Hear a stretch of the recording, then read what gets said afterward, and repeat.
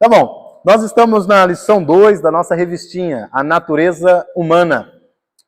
Encontraram aí? A Natureza Humana. 11, página 11? Tá bom, página 11 aí.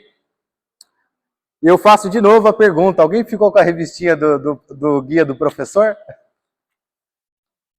Eu acho que está escondido em casa, eu tenho certeza que está escondido em casa. Mas tá bom, vamos orar? Pai Celestial, mais uma vez na Tua presença chegamos, agradecidos, Senhor, por tudo que o Senhor fez em nossas vidas. Pai, perdoe os meus pecados. Lava-me com Teu sangue, Senhor. Lava-me de todo pensamento, todo desejo imundo. Lava-me com o Teu sangue. Ó Pai, nos ajude nesta aula a aprendermos mais sobre o Senhor. Pai, fala conosco. Quebranta-nos, aproxima-nos de Ti. Lava-nos com Teu sangue. Pai, obrigado por todos que chegaram. Mesmo nesse dia, nessa tarde, final de dia chuvoso, ó Pai, estão aqui para serem alimentados e aprenderem do Senhor.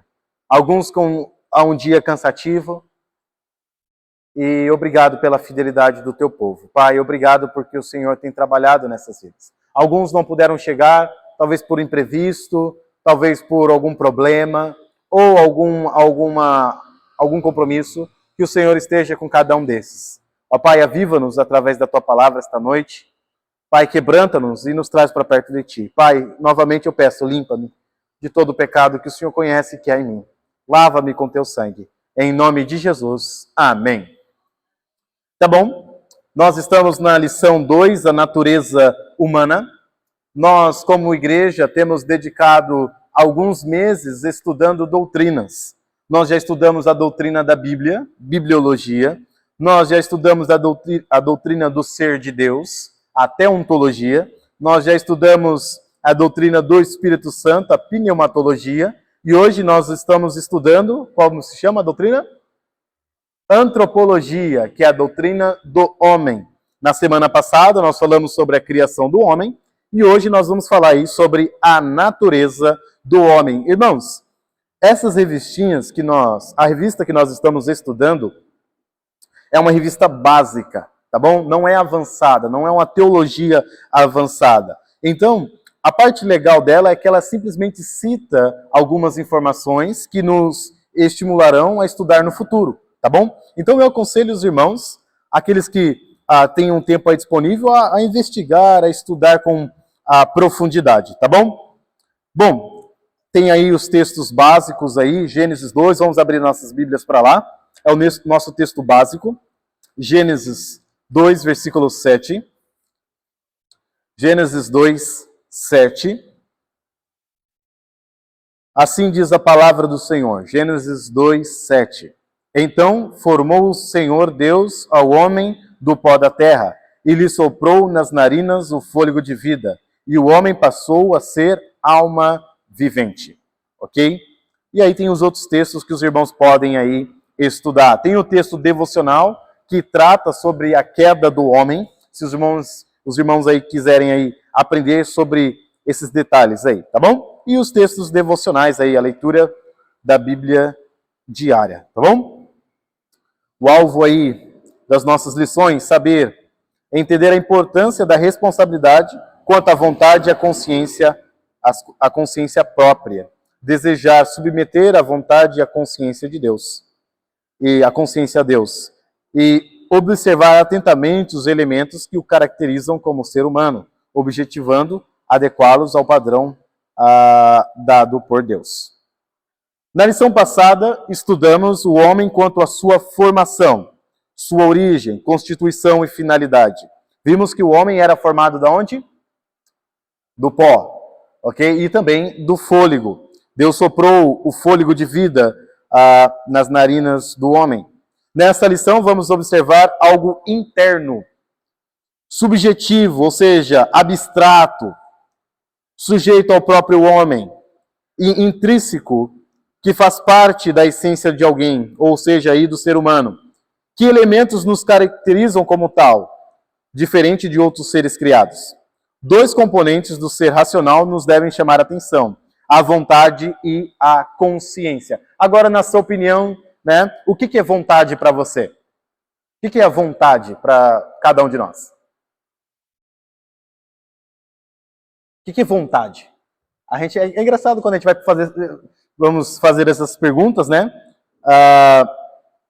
Nós falamos, mas não pensamos, né? O que é vontade? Dona Verônica estava falando? O que é vontade, Dona Verônica? Ok? Desejo, algo de consumir algo. Algo de consumir algo, foi mal. Ok? Ok. Maicon, o que é vontade? Reto. Desejo. Querer algo, ok. Consciência, que é um pouquinho mais complexo. O que é consciência? O que é consciência? Joshua? O quê? Elimelec, perdão. Elimelec. Tá bom.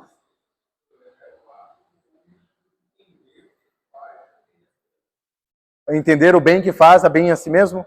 Ok, interessante. Ok, entender o meio e a si mesmo. Ok, ok. Tá bom, nós vamos entender um pouco dessa lição, a opinião bíblica sobre essas duas perguntas. O que é a vontade e o que é a consciência. Eu falo para vocês, ó, meu caderninho tá todo riscado, né? Tem papeizinhos aí, tá bom? Então, é gostoso, você pensa, você cria cabelos brancos aí estudando essas coisas, então faz muito bem. Tá bom? O estado original do homem. Esse estado pode ser definido como aquele que o homem viveu antes da queda. O que é a queda? Alguém sabe me dizer? O que é a queda?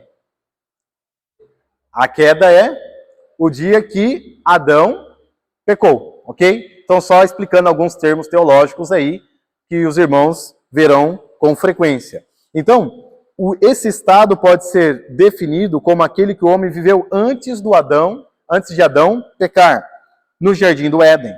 Antes do pecado, o homem tinha 3 características principais. A primeira característica é imortalidade, que gera discussão, ok? Gera discussão se você estudar de forma profunda. Mas, antes do pecado, o homem não tinha razões para conhecer a morte. Agora, ele era imortal e poderia ter vivido no estado original, no Éden, se não tivesse pecado. Qual o versículo da Bíblia que nos diz que o pecado entrou no mundo... Pecado não, a morte entrou no mundo por conta do pecado. Alguém lembra? Sim, mas está um pouquinho antes, um capítulo antes. Romanos 5:10, mais 2 versículos para cima. 5:12, vamos lá? Romanos 5:12. O homem, antes de cair, ou Adão antes de pecar, era imortal. E aí eu vou lançar uma perguntinha para você, estude isso bem. Isso é fascinante. Porque haverá 2 tipos de posições. 2 posições nesse ponto aqui, tá bom? E eu já vou citar para vocês para instigá-los ao estudo. Mas Romanos capítulo 5, versículo 12, diz o seguinte: portanto, assim como por um só homem entrou o pecado no mundo e através de, ou por causa do pecado, o que entra? A morte. Então, a morte, aqui não está dizendo se é morte física ou morte espiritual. O fato é, a morte entrou, né? E nós sabemos que, conforme as Escrituras, quando o homem peca, ele se distancia do Senhor. Ele perde aquela natureza, que nós vamos ver aqui, e ele recebe uma nova natureza, a natureza carnal, a natureza pecaminosa, ok? Então, é bem interessante isso. O homem, antes de pecar, ele era imortal. Romanos 5:12 fala isso. Ezequiel 18:4 fala: aquele que pecar morrerá. Gênesis 2:17 diz que se o homem comesse o fruto, ele morreria. Agora, existe um segundo posicionamento, ok? Eu não acredito que é uma heresia, mas é um posicionamento que tem um certo sentido, porém não acredito que seja herético.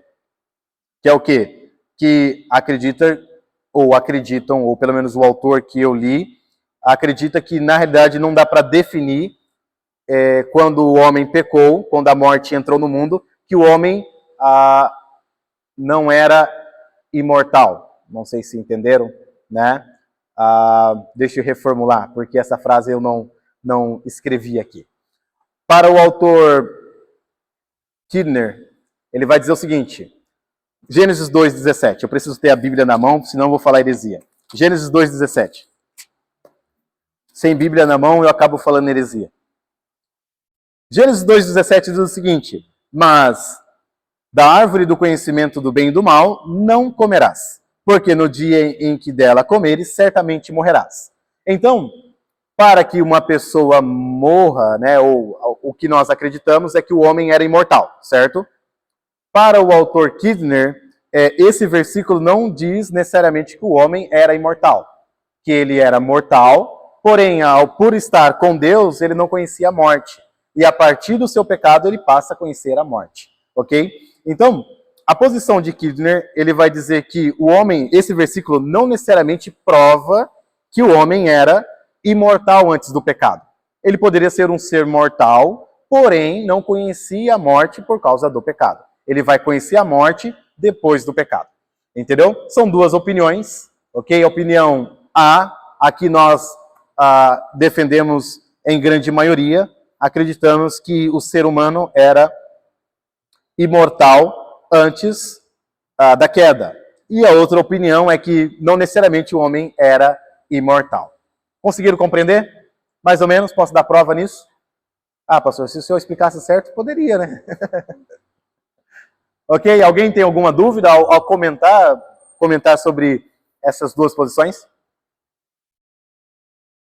Não?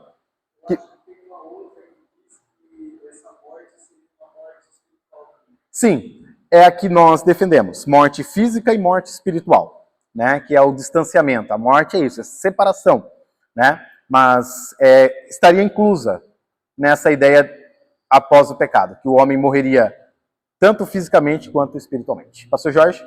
Nada? Tranquilo? Lucas?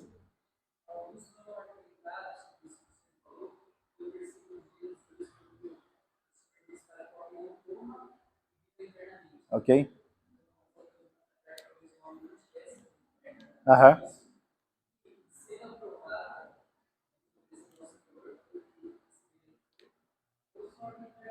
Sim.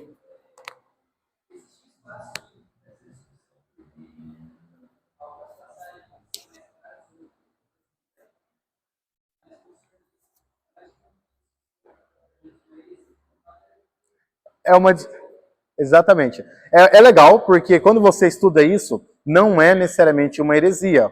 Por quê? Não há um versículo claro ali trazendo essas informações, né? Mas é bem legal, porque o Lucas citou um versículo, né?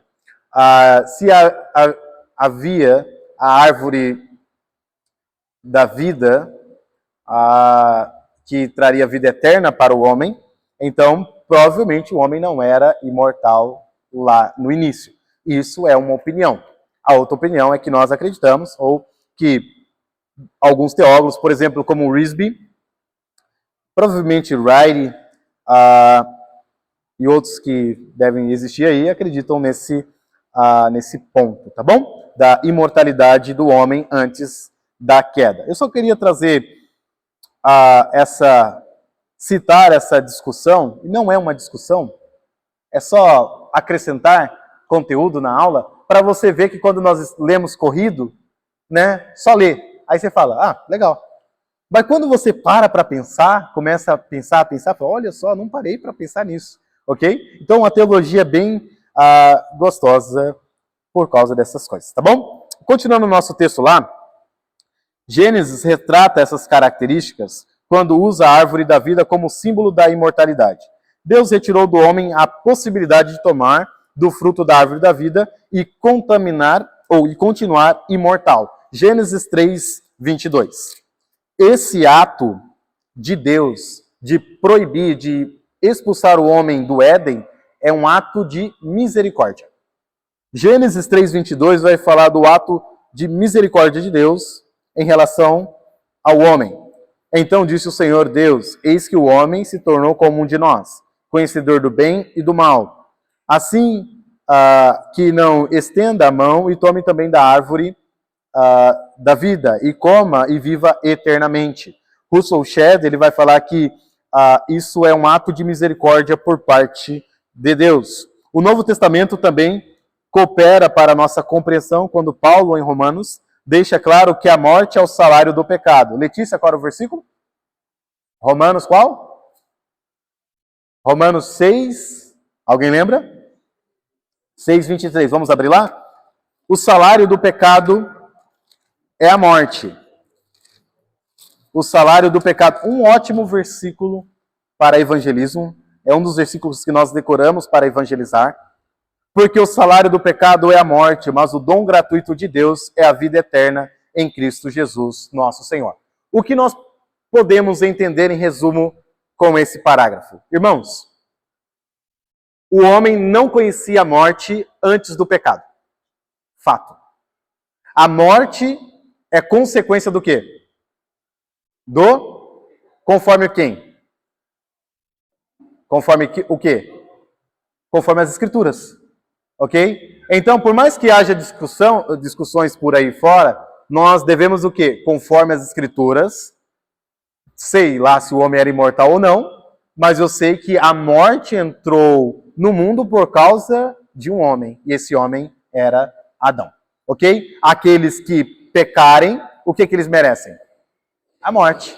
Ok? Mas aqueles que confiam no Senhor recebem um dom gratuito, que é a vida eterna em Cristo Jesus. Tá bom? Então, é importante nós entendermos isso, que o pecado, que a morte entrou no mundo por causa do pecado.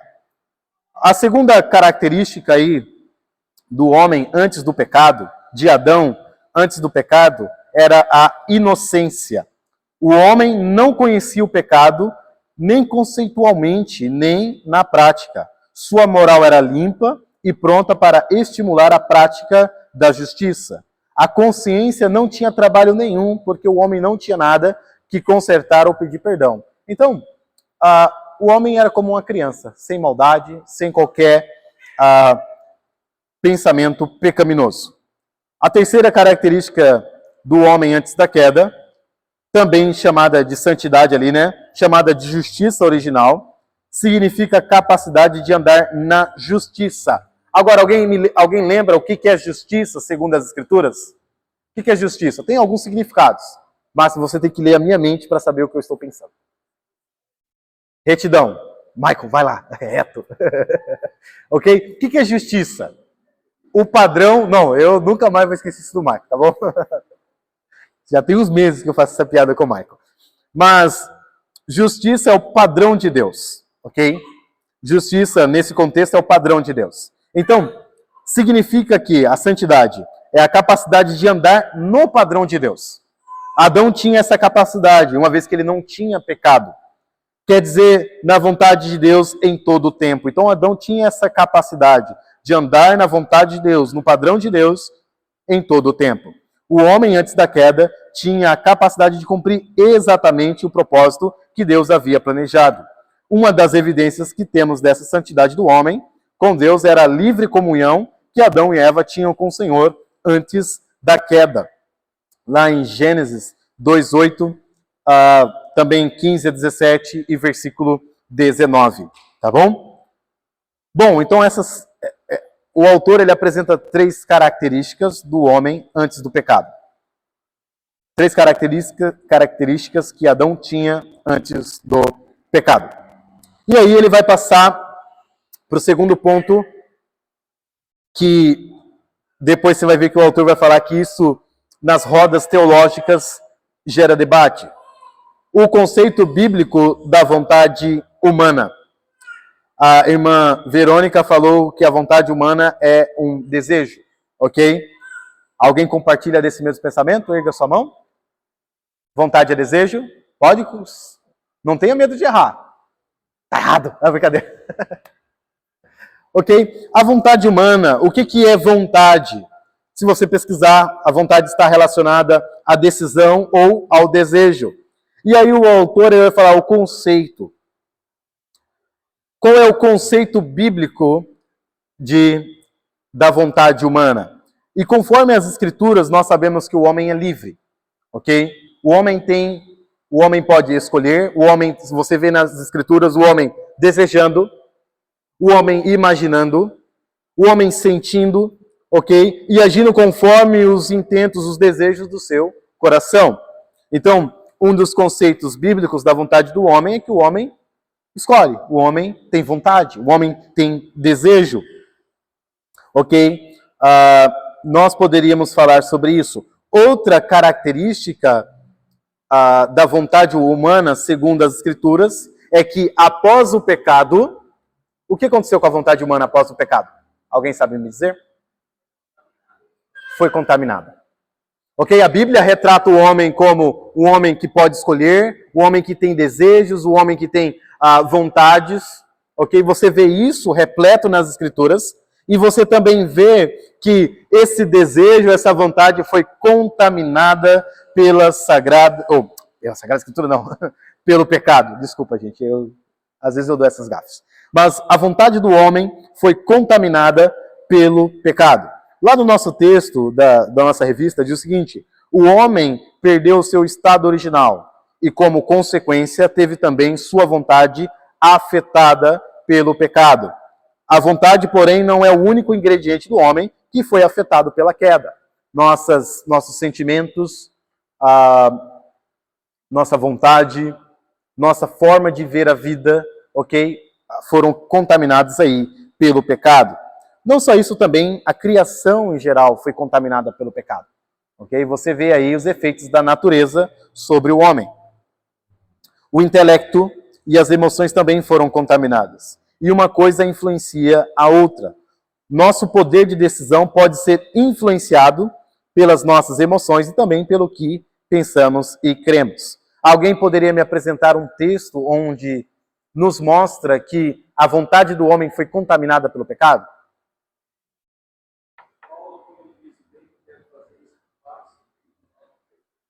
Ok? Paulo falando da sua luta, ok? Outro versículo que fala que a vontade humana foi contaminada pelo pecado. Não necessariamente, a vontade do homem foi contaminada pelo pecado. Jeremias 17:9, lembra? O coração do homem é o quê? Desesperadamente o quê? E você reclamando da corrupção do mundo. Seu coração é tão corrupto quanto os próprios corruptos, os próprios políticos corruptos. Nosso coração é enganoso. Você vai ver, por exemplo, Efésios. Efésios é fascinante. Efésios 2:3. Pastor, eu não acredito que o meu coração é mau. Tem certeza, meu amigo? Acho que você está lendo a Bíblia errada, né? Porque a Bíblia não nos retrata, nós pecadores, como os queridinhos, mas nos retrata como inimigos de Deus que carecem de reconciliação. Efésios 2, versículo 2. Efésios 2:2. Nos quais andastes outrora. Vamos ler o versículo 1. 2:1. Ele vos deu vida, estando vós mortos nos vossos delitos e pecados, nos quais andastes outrora. Isso está falando sobre os salvos. Segundo o curso deste mundo, segundo o príncipe da potestade do ar, do espírito que atua nos filhos da desobediência, entre os quais também todos nós andamos outrora, segundo as inclinações da nossa carne, fazendo a vontade da carne e do quê? E dos pensamentos. E éramos, por natureza, filhos da ira, como também os demais. Gálatas vai nos dizer que quando a pessoa tem o Espírito Santo em sua vida, ela tem uma luta. Vocês lembram? Gálatas capítulo 5. Vamos para lá, Gálatas 5. Gálatas 5:16. Diz o seguinte: Digo, porém, andai no Espírito e jamais satisfareis o desejo, a concupiscência da carne. Porque a carne milita, ela deseja contra o Espírito, e o Espírito contra a carne, porque eles são opostos entre si, para que não façais o que porventura seja do vosso querer. Mas se sois guiados pelo Espírito, não estáis sob a lei. Ora, as obras da carne são conhecidas. Então, tem como você descobrir se você está em pecado esta noite. Prostituição, impureza, lascívia, idolatria, feitiçaria, inimizades, porfias, ciúmes, iras, discórdias, dissensões, facções, invejas, bebedices, glutonarias e coisas semelhantes a estas, a respeito das quais eu vos declaro, como já outrora vos preveni, que não herdarão o reino de Deus os que tais coisas praticam. Então, você vê que isso são tanto vontades quanto ações. O homem natural, o homem após pecar, ele recebe uma nova natureza. Uma natureza que se posiciona de forma contrária a Deus. Ele não se submete a Deus. Agora, alguém poderia me achar um versículo onde prova que o homem natural não se submete a Deus? Eu gosto de Bíblia, então vamos usar a Bíblia na aula. Um versículo que mostra a natureza do homem. Que o pecado está enraizado no homem. Romanos. Capítulo qual? Quê?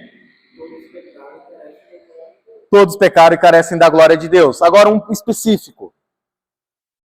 Romanos 8. Romanos 8. Eu quero mostrar que o pecado, ele contaminou os nossos desejos, as nossas intenções, os nossos pensamentos. Ok? Contaminou a humanidade. Romanos 8, versículo 7. Vamos pegar o versículo 5. Romanos 8, 5. Porque os que se inclinam para a carne cogitam, pensam das coisas da carne, mas os que se inclinam para o Espírito, das coisas do Espírito. Esse versículo é fascinante. Ok? Versículo 6. Porque o pendor da carne dá para a morte. Então, veja bem, gosto desse versículo. Porque alguns que se dizem crentes anunciam, alguns que se dizem crentes falam, pastor, eu sou crente, eu me converti, mas tenho vivido em pecado, não há nenhum arrependimento, eu não ligo para as coisas de Deus. Veja bem, porque a inclinação da carne mostra que você nunca teve vida, ok? Então, mostra que você está caminhando para a morte eterna. Mas aqueles que se inclinam para a santidade, para o Espírito, estão caminhando para a vida e para a paz. Por isso, o pendor da carne é o quê? Inimizade contra Deus, pois não está sujeito à lei de Deus, nem mesmo pode estar. Quando provavelmente você já presenciou isso, quando você tenta apresentar o padrão de Deus para o incrédulo, qual é a reação dele? Se você fala, por exemplo, ame seu amiguinho, qual seria a reação dele? Depende. Eu também falo depende. Ok? Mas se você chega para ele e fala alguns versículos, alguns mandamentos, né? Ama seu próximo. Legal, tá. Agora, quando você diz para ele, olha, se você olhar para uma pessoa com intenção impura, você adulterou com ela. Ei, rapaz. Aí não, né? Ok, amar o que vos persegue. Quando você diz, olha, você já matou alguém? Jamais. Aí você fala, olha, se você odeia seu irmão, é a mesma coisa do que assassinato. Quando você mostra o padrão de Deus para a vida dele, 1 Coríntios fala que é loucura. As coisas espirituais para aqueles que se perdem, para os incrédulos, é loucura. Então, gosto de dar esse panorama de muitos versículos, mostrando que o homem natural, o homem sem Deus, ele não se submete às coisas de Deus. O homem, depois de ter caído em pecado, Adão, ao cair em pecado, ele gerou homens, gerou a humanidade, uma humanidade pecaminosa. Então, por isso, você pode agora entender que antes de se converter, você não amava as coisas de Deus. Você odiava as coisas de Deus. Porém, quando você, ao se converter, você passou a amar as coisas de Deus. Por quê? O Espírito Santo nos ensina a amar o Senhor, a amar as coisas do Senhor. Então, só queria dar um panorama sobre o conceito bíblico da vontade humana. O homem faz escolhas, mas essas escolhas, infelizmente, por causa da nossa natureza, estão contaminadas pelo nosso pecado. A nossa mente, os nossos desejos, os nossos pensamentos. Pastor?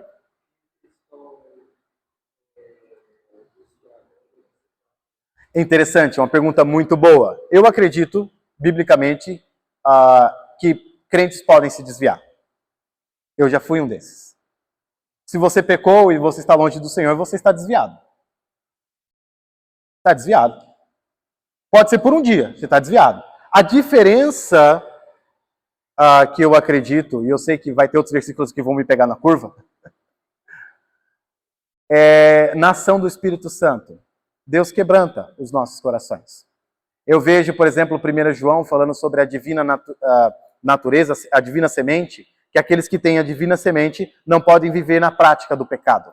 Então, aqueles que possuem a nova natureza, por mais que eles caiam, por mais que 1 João reconheça que todos nós pecamos ali, que nós erramos, falhamos, mas ele reconhece que os salvos, aqueles que conhecem Cristo, não viverão na prática do pecado. Ou seja, eu não viverei como um incrédulo, entregue aos meus desejos, aos meus prazeres, como se Deus não existisse na minha vida. Se nós fizermos isso, a Bíblia está mostrando que nós, de fato, nunca conhecemos o Senhor. Então, é com base em 1 João e base em Romanos que eu defendo essa opinião. Talvez você tenha opinião diferente de mim. Tudo bem, ok? Só que eu tenho que ser sincero conforme as Escrituras. Crentes podem se desviar? Sim. Agora, como Davi se sentiu quando se desviou do Senhor? Como você se sente quando você fica longe do Senhor? Sente normal? Ou você, quando você fala uma mentira, você fala mentir? Quando você tropeça numa palavra suja, você tropecei. Entende? Então, eu vejo conforme as Escrituras que aqueles que pecam, os filhos de Deus, se eles estão no estado de pecado, eles sentirão a mão do Senhor pesando em seus corações. Acho que respondi a pergunta. Mais ou menos? Ainda tem mais coisas. Vai ter mais coisas. Tem outros versículos. Não, tudo bem, é gostoso essas perguntas, tá bom? Vai estar lá o pessoal me fritando lá na frigideira do concílio, tá bom? Mas eu quero só ser sincero, não posso enganá-los segundo o que a Bíblia diz, tá bom? Mas ficou claro esse pensamento? Entenderam? Tudo bem. Vamos lá. Nós passamos pela vontade ali. Nós vemos que o homem, ele escolhe, ele tem vontade, ele tem desejos, ok? Você vê que a Bíblia, ela ordena que nós tomemos decisões, ok? Você vê lá, por exemplo, crentes, andem no Espírito. Crentes, sejam cheios do Espírito. Crentes, perdoem, amem, suportem. Ok? Então, você vê que a Bíblia pede que eu e você tomemos decisões, tomemos ações, ou seja, hajamos, ok? Então, a Bíblia fala sobre vontade humana e isso é muito legal, tá bom? Tem alguns que vão negar isso em apego a outro extremo. Isso é outro pensamento. Como conciliar? Na realidade, não é uma briga, né? Mas Deus é soberano e o homem é livre. Como conciliar isso? Spurgeon fala, eles não são inimigos. A soberania de Deus e a liberdade humana não são inimigos, ok? No final da vida, talvez nós entenderemos no céu como Deus conciliou a soberania de Deus e a vontade humana. E aí ele vai explicar no formato de uma linha de trem, ok? Aqui nós vemos dessa forma, mas lá na frente elas se unem. Agora, essa é a maravilha da sabedoria de Deus, tá bom? Mas a Bíblia sim fala que o homem tem vontade, tem liberdade. No entanto, a liberdade do homem nunca interromperá ou atrapalhará a soberania de Deus. Deus é soberano. Então, a vontade humana nunca atrapalhará a soberania de Deus. Pergunta, pastor Jorge, tem outra?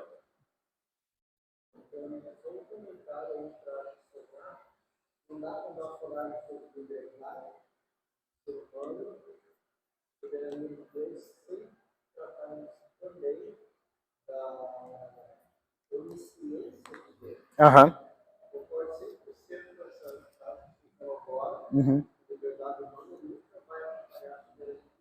Sim.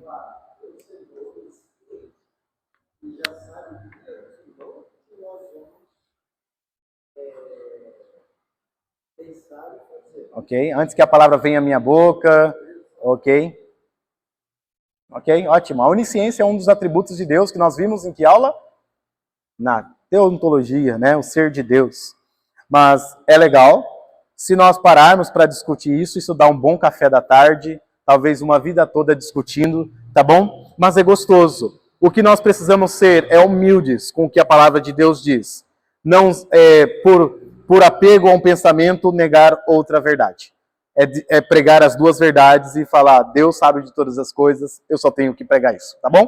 Vamos lá. Por último aí, se eu não me engano, é o terceiro ponto, é a consciência humana. Que hora que é agora? 44, tá bom? A consciência humana. O que é a consciência humana? É basicamente um aviso de alerta. A consciência humana é um aviso de alerta. Provavelmente você já parou para observar isso. Vamos ler lá o texto. Todos nós temos a consciência, ok? Mas nem todos sabemos usá-la como uma aliada a nosso favor, no esforço de seguir a santidade e a vontade de Deus. Para entender melhor essa importante parte do ser humano, recorramos ao Novo Testamento. E aí o autor ele faz uma pergunta: o que é a consciência? E o autor ele vai apresentar a consciência como uma testemunha interior sobre a conduta moral do indivíduo. Por exemplo, aquela luzinha, sabe? Aqueles que já dirigiram, já viram uma luzinha acendendo no carro? Normalmente, quando a luz acende no carro, é algum problema. Ok? Ou quando você está passando em algum lugar e você vê em algum painel, em algum lugar, uma luzinha piscando. Está provavelmente indicando um problema ou o funcionamento correto de algum equipamento. Então, a nossa consciência, deixe-me ilustrar dessa forma, é como se fosse uma luzinha, nos alertando, nos testemunhando, olha, viva dessa forma. Wright, na sua teologia sistemática, ele dirá que o papel da consciência é nos mostrar aquilo que nós aprendemos como certo. Por exemplo, quantos de vocês foram ensinados desde pequeno, não necessariamente no lar cristão, que mentir é errado? Todos nós fomos ensinados, ok? Independente se você nasceu no lar cristão ou não. Se você mentisse para o seu pai ou para sua mãe, se seu irmão aprontasse e você soubesse que seu irmão aprontou e você não contou para o seu pai e para sua mãe, seu irmão ia apanhar e você ia apanhar também, ok? Eu sei disso, gente. Eu sei como isso é ruim, ok? Então, a consciência é essa testemunha, esse guia, mostrando, olha, lembra, você aprendeu que mentir é errado. Não estou dizendo uma consciência salva, mas o ser humano tem consciência. É errado negar isso, ok? Se você vê, por exemplo, alguém que é sem educação com outra pessoa, dependendo da sensibilidade dela, ela vai chegar aí, me desculpe. Nossa, ela é uma pessoa salva. Não, ainda nós conservamos certas características da imagem de Deus, ok?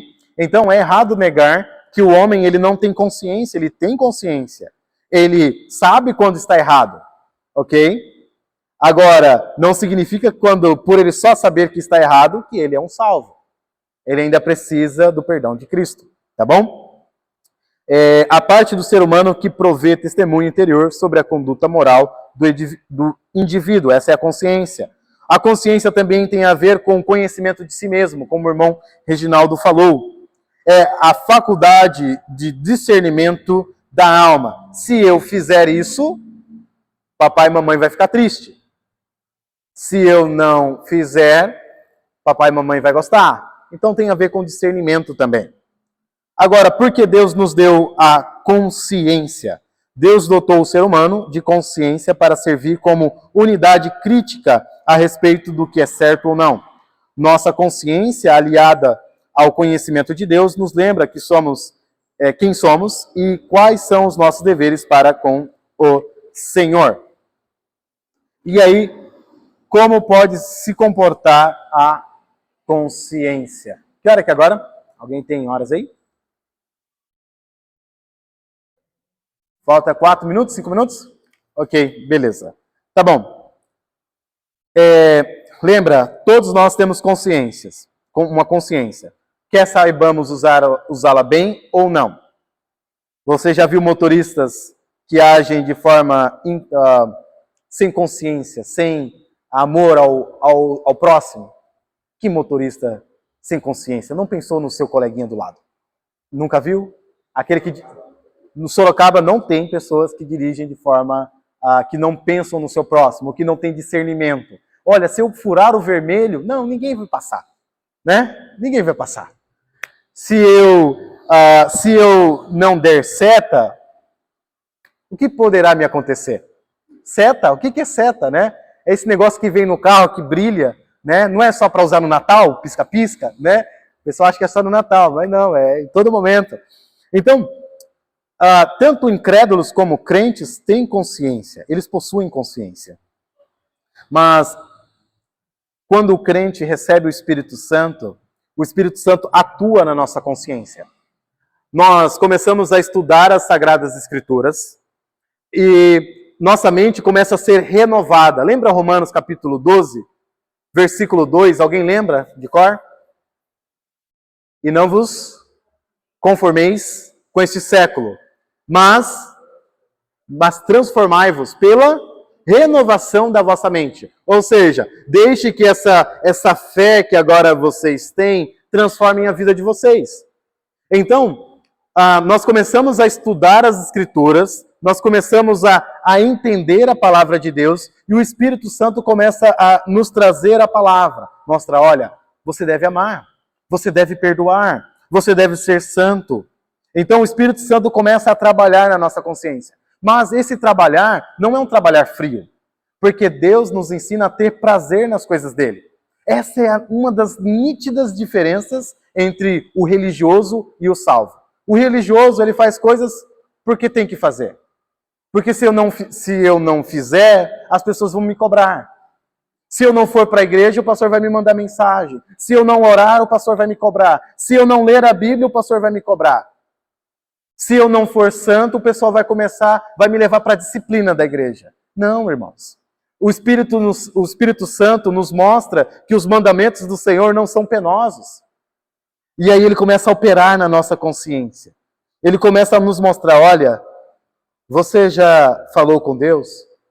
Você já, não necessariamente numa voz, tá bom? Mas num impulso, ok? Alguns vão falar em voz, outros vão falar em impulso, tá bom? Mas lembrando que existe uma consciência nossa, tá bom? Que traduz também as informações que chegam em nosso ser, tá bom? Mas, enfim, tem aí a boa consciência, treinada para escolher entre o certo e o errado, consciência pura, aquela que não tem nada para ser condenada ou para condenar, e também que sabe o que fazer para evitar o mal. Consciência de Deus, pronta para atender à vontade de Deus. Consciência fraca, sem força, além de hesitante na hora de decidir a favor do certo e contra o errado. E aí o pastor Jorge, ele falou, lembra se é possível um crente viver em pecado? E aqui está o texto que ele citou, né, da consciência cauterizada. Ok? Que isso aí pode gerar um pouco, né, de briga, né, mas eu reconheço essa questão A Bíblia de Estudo Almeida diz que naquela época era costume marcar os criminosos e os escravos fugitivos com ferro em brasa. Alguns donos punham nos seus escravos a sua própria marca. Por outro lado, cauterizada pode aludir à insensibilidade que produz a cicatriz de uma queimadura. Portanto, significa ou uma consciência insensível ou que carrega a marca do pecado como se fosse normal. Eu, às vezes, não consigo explicar o atrito entre certos versículos, mas pode ser que não. Conforme as Escrituras, nós podemos ter a consciência cauterizada ou insensível. Essa sensibilidade também, ela é adquirida conforme a nossa comunhão com Deus. Gosto de uma ilustração que eu aprendi com um amigo meu pintor. Ou eu aprendi em algum momento. Ok? Se nós desligássemos essa luz, nós não veríamos certas coisas no templo. Ok? Você não veria talvez uma sujeirinha ali, ocular, ok? Porém, quando você liga a luz, você consegue ver certas sujeiras. O mais legal ainda, no quesito aí da pintura, é quando você coloca a luz bem perto da parede. Você consegue ver os defeitos com mais clareza. Ou seja, quando o homem está longe de Deus, ele não percebe seus defeitos. Ele vai ver uma coisa ou outra, normal, mas à medida que ele vai se aproximando de Deus, sua consciência começa a ser mais sensível. Ao ponto de ele ver os pequenos detalhes e ele falar, ai de mim, sou pecador. Eu sou pecador. Então, a consciência sensível não é uma consciência mimada também, tá bom? Aquela consciência mimizenta. Mas a consciência sensível para com os nossos pecados, ela é consequência da nossa comunhão com Deus. À medida que você vai andando com o Senhor, a sua consciência começa a se tornar cada vez mais sensível, ok? Então, eu vou falar da consciência sensível. Não sei explicar sobre a consciência cauterizada. Talvez eu vou chamar um dia o pastor Jorge para falar sobre a consciência cauterizada. Ok, não apaguei.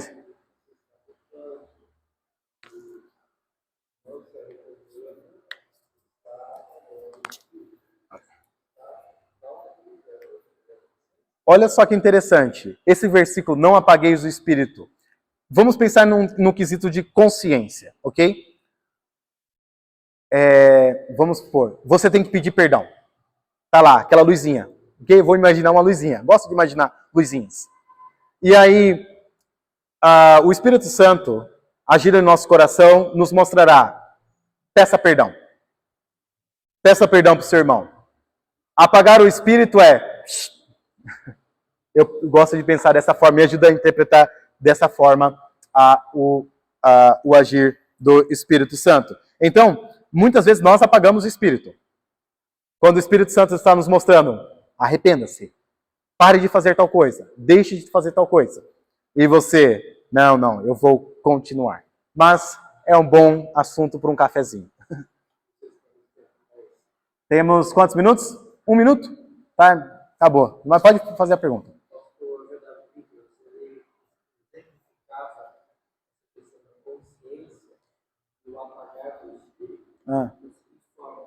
Como se nós tivéssemos em nossa garganta um quadradinho. Cada vez que nós pecávamos, aquele quadrado ia. E nós sabemos o que acontece com os cantos de um quadrado de nossa perna. E aquilo lá está machucando. Mas se você se mantém duro, não está lá virando, está lá virando. Então chega uma hora que vai se afastando.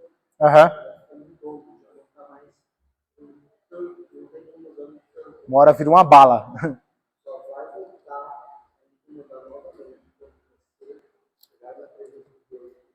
Ok, ótimo. Uma ótima ilustração. Ótimo. É uma coisa interessante também sobre a consciência cauterizada. Provavelmente todos nós já tivemos essa luta. Alguma atitude na nossa vida que a gente não ligava. De certa forma, nossa consciência estava cauterizada. Para algumas coisas, lembra, nós podemos falar sobre a santificação progressiva. Quando o crente se converte, eu quero também deixar claro, por mais que eu não falei isso antes, existe um negócio chamado santificação progressiva, que o crente, no decorrer da vida, ele vai crescendo. Não como um avião decolando, mas como se fosse uma escalada, ok? E tem certas coisas que na nossa vida a gente nem percebe. Mas no decorrer do tempo, ao andar com Deus, nós começamos a nos importar. Então, é muito difícil explicar isso. E numa possível aí aula nós podemos, ou num cafezinho na casa do pastor, tá bom? Numa roda viva lá, eu diante de todas as ovelhas, nós podemos aí conversar por horas sobre teologia. Eu vou encerrar por aqui essa lição. Na próxima semana, nós iniciamos a lição 3. Que Deus abençoe a todos e amém.